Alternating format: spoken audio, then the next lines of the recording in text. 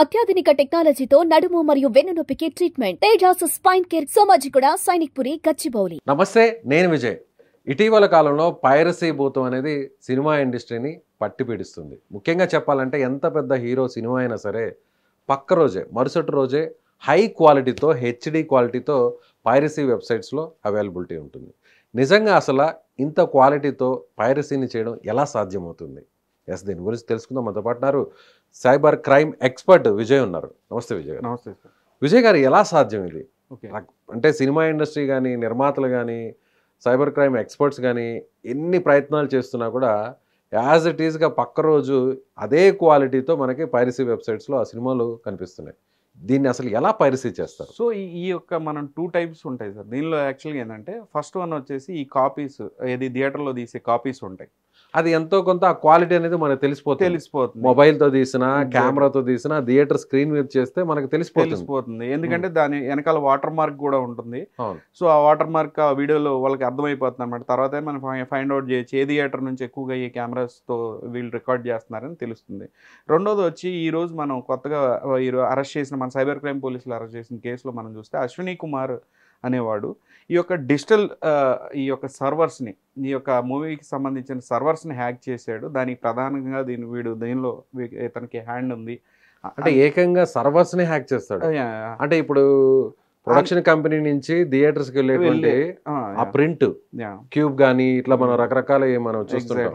So వాటిల్నే hack చేస్తారు అని అంటున్నారు కానీ ఇప్పుడు నా అభిప్రాయం ఏంటంటే ఈ యొక్క పర్టికులర్ కేసులో మనం చూసినట్లయితే డిసిపి అనే ఒక ప్రొసీజర్ చూసుకుందాం. వీళ్ళేంది, డిసిపి డిజిటల్ సినిమా ప్యాకేజ్, ఈ యొక్క ప్యాకేజ్ని 256 AES అడ్వాన్స్డ్ ఎన్క్రిప్షన్తో ఈ మూవీని ఆ సర్వర్లో భద్రపరుస్తారు. ఈ యొక్క మూవీ ప్లే అవ్వాలి అంటే ఈ కీ డెలివరీ మెసేజ్ అనేది చాలా ఇంపార్టెంట్. అది అక్కడ జనరేట్ చేస్తారు. అంటే ఈ యొక్క కీ ఇచ్చినప్పుడు మాత్రమే మూవీ అనేది డైరెక్ట్గా శాటిలైట్ ఫీడ్ ద్వారా అనేది మనకి థియేటర్స్లో ప్లే అవుద్ది.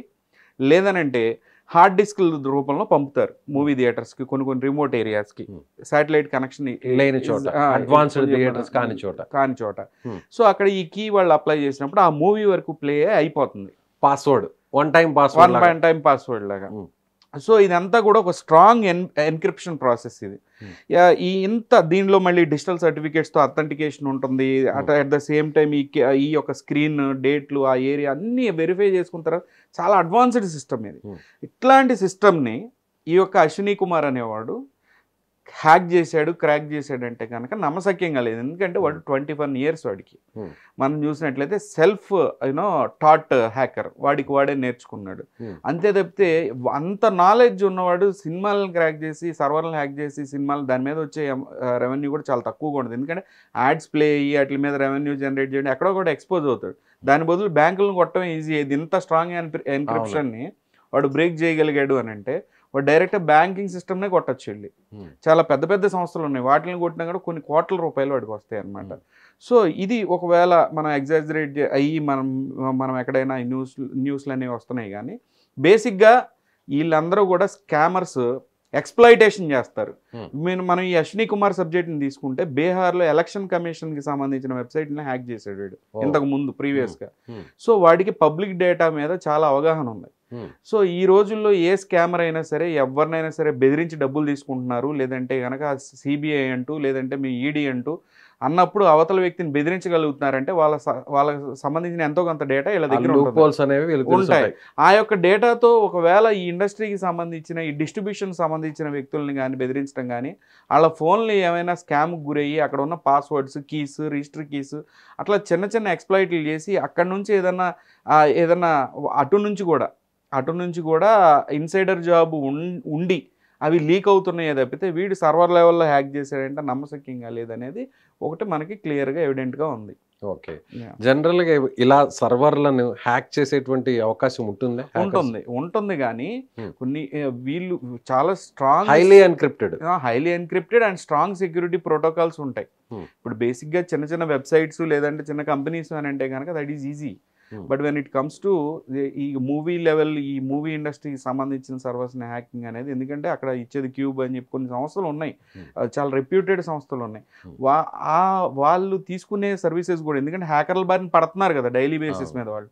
సో సో వాళ్ళకి స్ట్రాంగ్ సెక్యూరిటీ ప్రోటోకాల్ ఉంటుంది. దాన్ని బ్రేక్ చేయడం అనేది అసలు అనేది ఇంపాసిబుల్.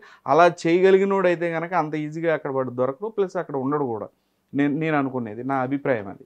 సో చాలాసార్లు పోలీసులు పట్టుకుంటున్నారు, చాలా మందిని అరెస్ట్ చేస్తున్నారు. సో దీనికి కట్టడి అనేది ఎక్కడ ఉండట్లేదు సార్.